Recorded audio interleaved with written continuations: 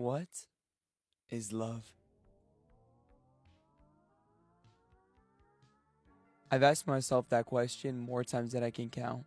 Is it a feeling? Is it a choice? Is it something you do? Or is it something that doesn't fit any of those definitions?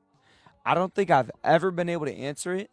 Every time I think I have, another question appears. Maybe that's because love isn't something we're supposed to solve. Maybe it's something we're supposed to experience. There was a time in my life when I thought I understood love, then one moment changed the way I looked at it forever. I was sitting in one of the most vulnerable moments in my life. I wasn't looking for advice. I wasn't looking for someone to tell me how to fix everything. I just needed someone to be there. And this person sat with me. They listened. They didn't interrupt. They didn't try to change my mind. They didn't tell me what I should be feeling, how I should be feeling. They just understood. Looking back, I think that was the first time I ever truly felt loved. Not because someone solved my problems, not because they made the pain disappear, but because they were willing to sit inside that pain with me and listen. And that's when I started wondering, maybe the feeling of love isn't butterflies. Maybe it's being understood, being seen, having someone look at you in every imperfect piece of you and still deciding that you're worth staying beside. Maybe that's what love feels like. But then another question came to my mind. If love is a feeling, feelings change. Some days we wake up happy, some days we wake up exhausted. Some days we don't even recognize ourselves. If feelings come and go, can love really just be a feeling? Maybe love is a choice. Choosing someone. Choosing to wake up every day and say, I know you're not perfect and neither am I, but I'm choosing you anyway. I like that definition. But it feels incomplete because if love is only a choice, couldn't someone choose to stay while making you feel completely alone? So maybe love is actions, small actions, not grand gestures, not expensive gifts, the little things. The text that says, hey, I'm thinking about you. The hug when words can't even explain how you need to be loved. Listening instead of fixing, showing up. But then I started questioning that too. What if those actions are performative? How do you know someone isn't just checking a box in their own head?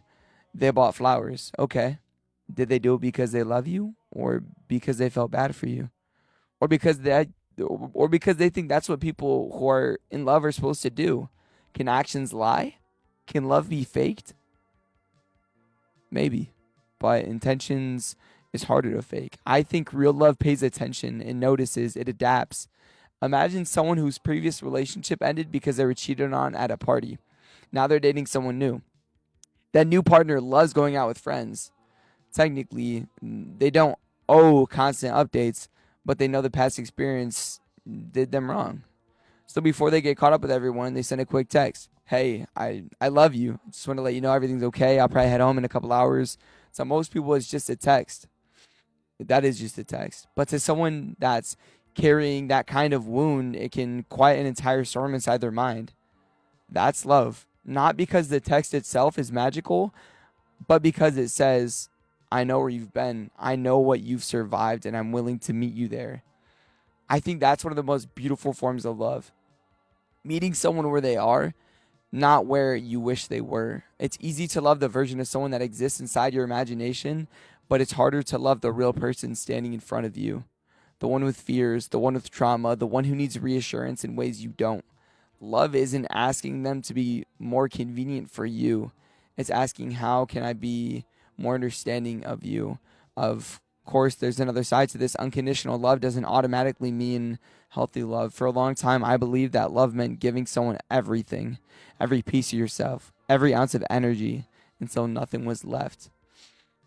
Now I don't think that's love, because if you give every part of yourself, who's left? Real love shouldn't erase you. Real love should make room for both people. Sometimes the most loving thing you can do is set a boundary. Sometimes the most loving thing you can say is no. Because love without boundaries eventually becomes sacrifice, and sacrifice without limits becomes resentment. Love shouldn't drain you till you're empty. It should refuel you. It should make you feel safe enough to rest, safe enough to be honest, safe enough to fail. Another question I've wrestled with is, if you choose to love someone every day, but one day you walk away, was any of it real? Did all those years suddenly become meaningless? I don't believe so. I think love can be real even when it ends. The hurt doesn't prove love was fake. Sometimes the hurt proves how real it was. People change, lives change, needs change. Sometimes loving someone also means recognizing that staying together isn't what's healthiest anymore. That doesn't erase everything that came before, though. The love still existed, the memories still mattered, the growth was real. So, where have I landed? I don't think love is just a feeling. I don't think it's only a choice. I don't think it's only actions. I think it's a little bit of everything. Love is understanding someone, it's choosing someone despite their imperfections, it's showing up in the little moments, and it's learning their language instead of expecting them to speak yours. It's listening instead of fixing, it's reassuring instead of assuming. It's receiving love on the days you have nothing left to give, because the truth is, none of us can give 100% every single day. Life doesn't work like that. Some days we're strong, some days we're barely holding ourselves together. And maybe that's where unconditional love actually lies, not in the endless sacrifice, but in the willingness to carry each other when one person can't walk for a while, without keeping score, without expecting payment, just because you love them.